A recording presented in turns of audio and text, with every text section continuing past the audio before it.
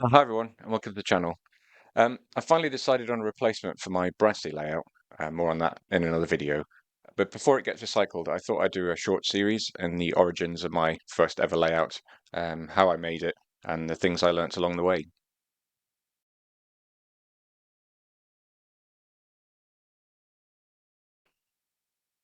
So my re-entry into the hobby began when I found my original 1990s Graham Farish engines in the loft, about sort of 10 years ago.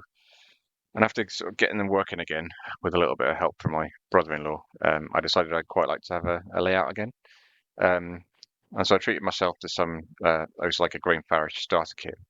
So it's just a simple oval and a controller. Got a Class oh 08 shunter and some wagons. But I quickly realised I'd like an actual layout, something a bit more complex.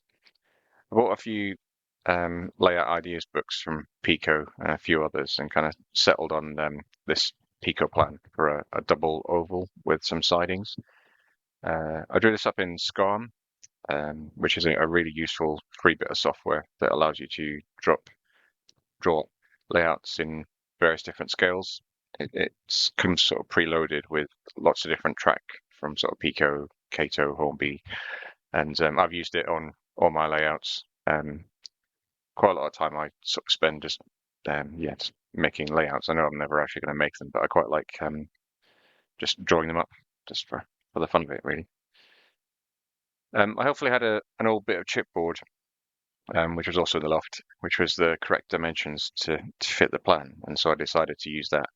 Um, on Flexion, it's not the best material as a baseboard. It's really quite heavy for the size, but at the time, my woodworking skills weren't as good as they are now, and particularly to kind of raise it off the table so you can got room for the wires to go underneath. I just stuck on a few bits of broken bit, so a broken chipboard. So yeah, not the most elegant solution, but yeah, it did the job.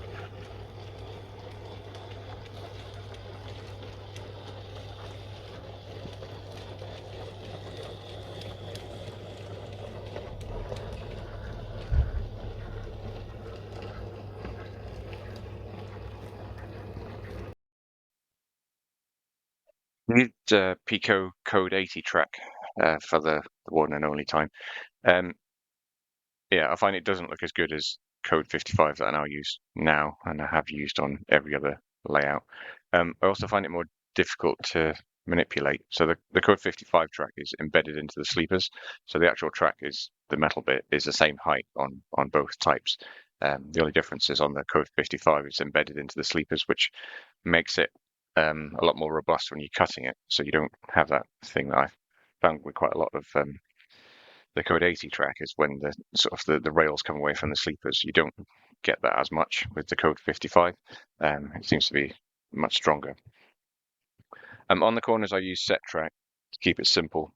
The process for doing curves looked a bit tricky for me starting out, but with the straights, I thought I'd give it a go and try to cut my own track to fit. Initially, I did this with some pliers, which yeah didn't work terribly well. They sort of squashed the track rather than giving you a nice smooth cut. So I did eventually invest in some track cutters, which are much better. The points, they're short radius pico points, and another thing I won't be using again. The actual angle of the curve is kind of nearly first radius, I think, which does cause derailments um, when when trains are going through them.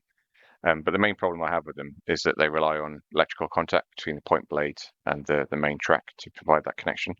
Um, this gets dirty very quickly, and you lose connection to the siding or whatever else you're connecting it to. And I haven't found a reliable way to keep them clean. So paper's okay if you kind of spray it with a bit of contact cleaner, put it in. While the other trick I've tried and doesn't work all that reliably is to use some a lead pencil. Um, oh, it's not a lead pencil, 'cause that's not good. Yeah, it's a carbon pencil. Um, but yeah, whatever I've tried, I just cannot keep them clean. Which is why now I use either unifrog points or electrofrog points, as these don't rely on blade contact. They have wires underneath to provide that connection. So yeah, I won't be using the yeah, these points again.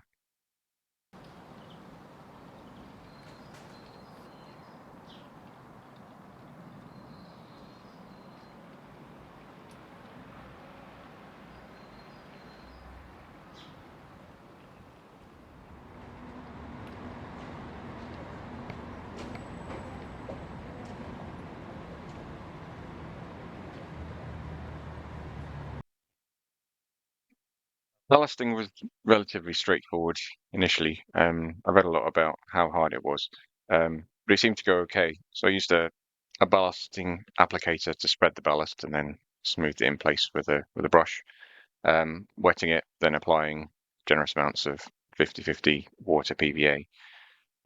However, I wasn't careful enough around the points when I really should have been, and one set of points in particular got glued quite heavily shut. I did try to free it, but in doing so, I ended up bending the track, um, which does cause some problems for steam locomotives with the front pony truck in particular. Most things are okay, but yeah, those ones seem to foul it or derail. And that's a problem I haven't really been able to fix. I think realistically, to fix it, I'm going to need to replace the points, and yeah, never really felt the desire to do that. The power for the layout is DC, and I started with the basic Bachmann controller that you can see in the picture, which came with the starter kit. This rests on a piece of chipboard that sticks out from the bottom of the baseboard, so not the most elegant solution, but it does the job. I have eventually upgraded to a Gauge Master controller with simulation, which provides much smoother control than the Bachmann one. I had a concept for the layout. So I wanted the layout to be like a series of little scenes. So when you put your head down at sort of track level, they look interesting, but I wasn't really that bothered about them all kind of working together as a whole. I wanted a tunnel on the layout because it's always quite a good scenic divider, one end, um, and also some retaining walls. I always like retaining walls. From some of the earliest layouts I remember seeing as a kid. Um, so these are from Metcalf, one of the first kits I made, and yeah, a lot of fun to make. But yeah, the sort of the tunnel frame and the area around it, they were sort of built up using polystyrene, and then I used masking tape, and then painted that brown before adding some grass scatter on it. Um, in the center of the layout, I had originally wanted a coal mine, but couldn't find one that I liked and one that would really fit um, space. So in the end, I went with the Metcalf brewery kit, um, which again, a lot of fun to put together. Learned a lot from, which yeah, a lot of those sort of skills making those kits was really, really useful for making sort of the scratch buildings that I make now. And so at the far end of the layout, added a small hill using some more polystyrene, and then painted that brown, and then added some lichen and scatter just to kind of make it look, yeah, like hillside really.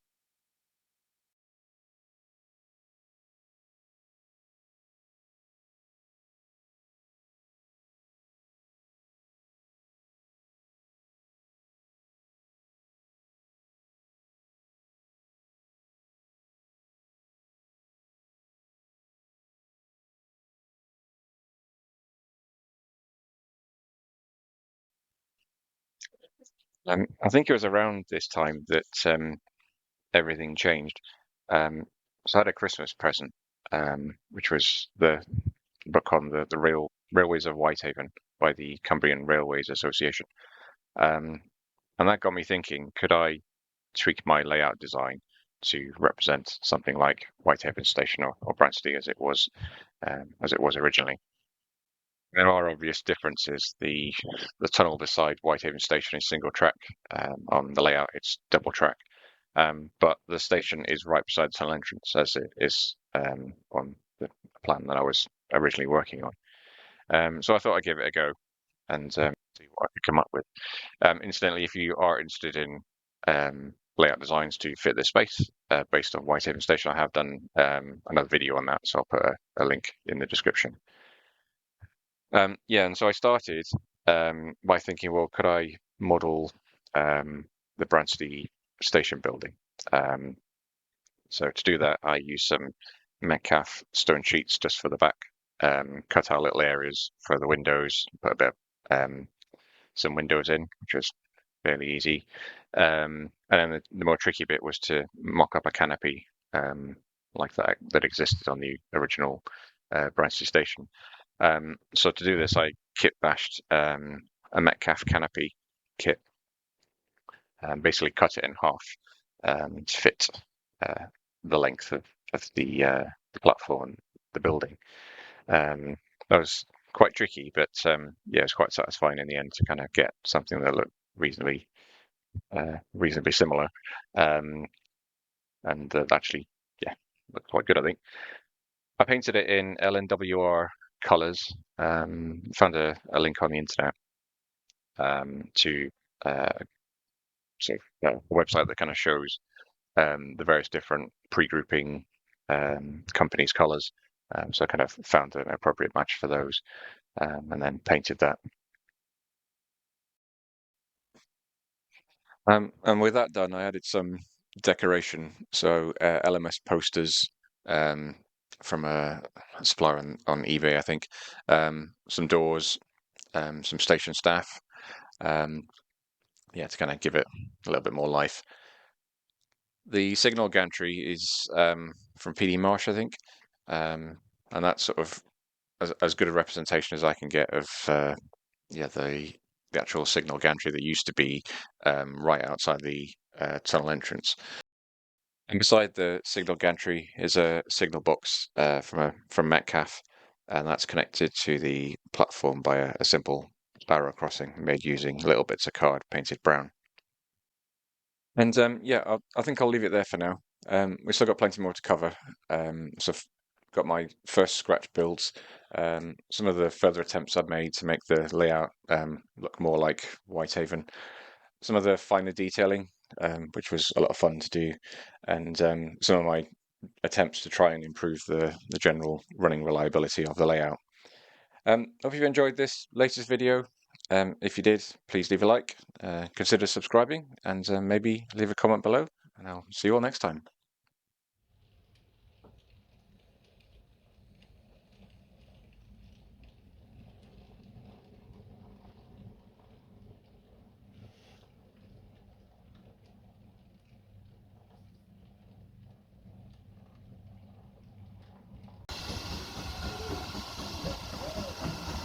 You're ready to get some steam in your face.